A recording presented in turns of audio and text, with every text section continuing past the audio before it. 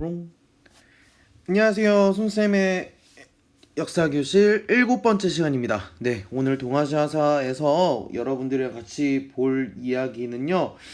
지역 간 인구 이동과 전쟁 중에서 이제 문물 교류와 관련된 이야기를 할 겁니다. 그래서 7번째 시간 교과서로는 44쪽에서 47쪽이 될 거고요.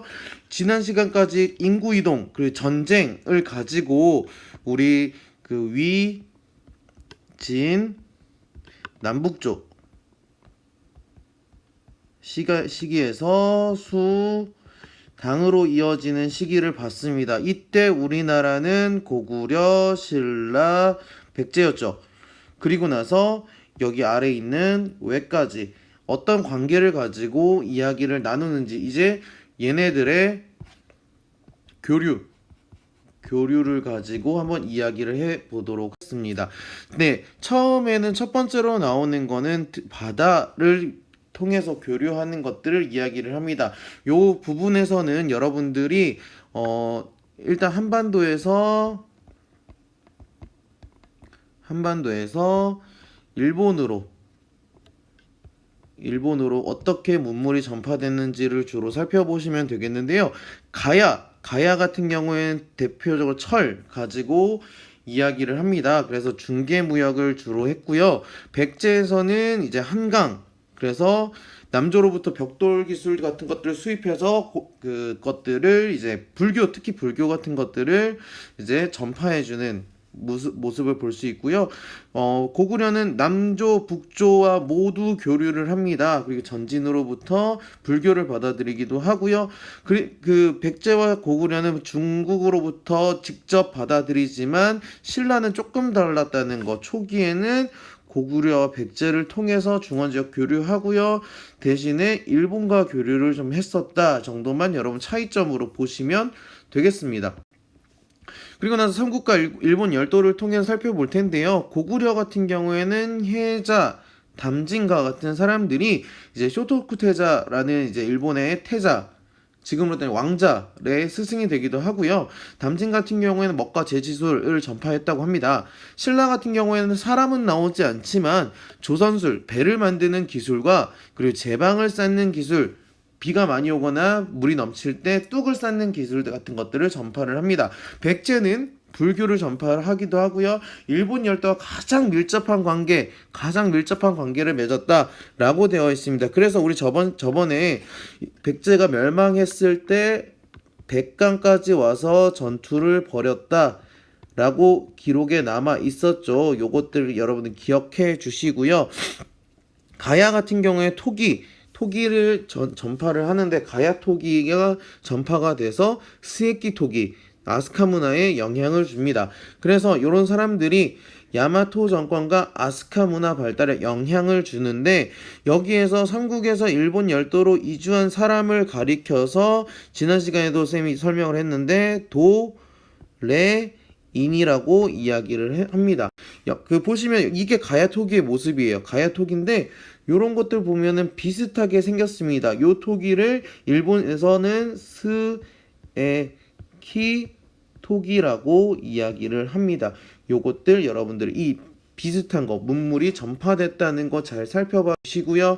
자, 그리고 나서 이제 수나라, 당나라로 넘어와서 당나라의 문화가 바뀌게 된다라는 거 여러분들이 보시면 되겠고요. 특히 당의 중심지였던 장안에는 동서교류의 중심지로서 신라, 발해, 일본 열도, 서역 이런 데도 다 사람들이 오는 국제적인 도시가 되었다. 그래서 국제적 문화 이야기를 하고요. 여기서 중요한 거, 그래서 당나라가 7세기부터 10세기 초까지 약 300년 정도 나라를 유지를 해 나가는데 그러면서 한자, 유교, 불교, 율령 같은 바탕으로 동아시아 문화권이라는 것을 만들어 간다라고 여러분들이 보시면 되겠습니다. 요 한자부터 율령까지가 중요해졌다라고 여러분들이 보시면 되겠고요. 그래서 여기가 바로 당나라의 장안성입니다. 당의 장안성.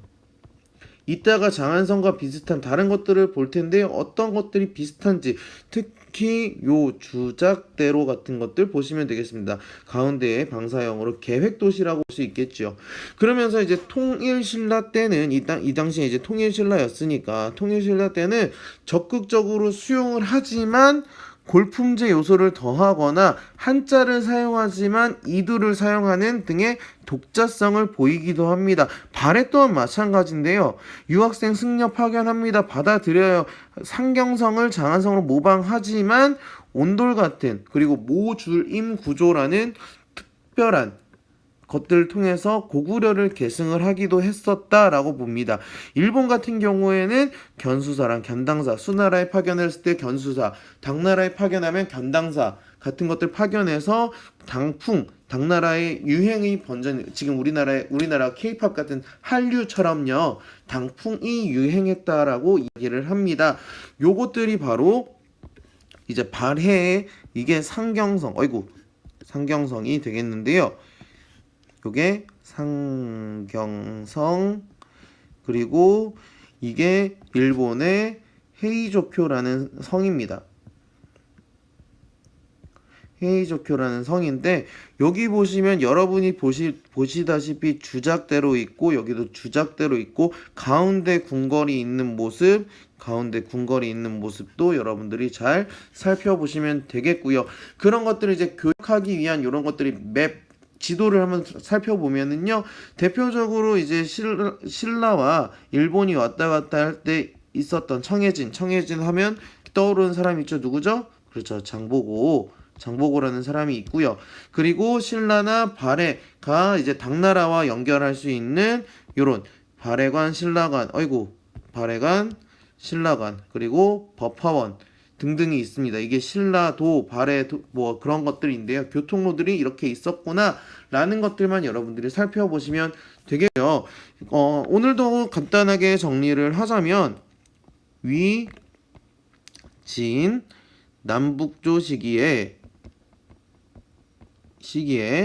고구려 백제 신라가 어떻게 문물을 받아들였고 요게 한반도 이렇게 돼 있으면요. 한반도에서 어떻게 문물을 받아들이고 특히 불교나 율령 같은 것들이 그러면서 이것들이 어떻게 일본으로 전파가 됐는지 어떤 것들을 전파했는지를 여러분들이 살펴보면 되겠고요. 그리고 당으로 이어지면서 수나라는 30년밖에 안 됐기 때문에 살펴보면 되겠고요. 그 다음에 여기에는 그 발해와 신라가 있는데 얘네들의 독자성도 여러분들이 살펴보시면 되겠고요. 일본에서는 당풍이라는 것이 유행했구나 라는 정도만 기억해 두시면 되겠습니다. 그래서 다음 시간에는 이제 문화, 인구 이런 것들보다 좀 더 구체적으로 책봉이라든지 조공과 같은 국제관계를 살펴보도록 하겠습니다. 이런 거는 이거 약간 정치적인 색깔이 들어가는데 외교와 관련된 거니까 한번 정리를 해주시고요.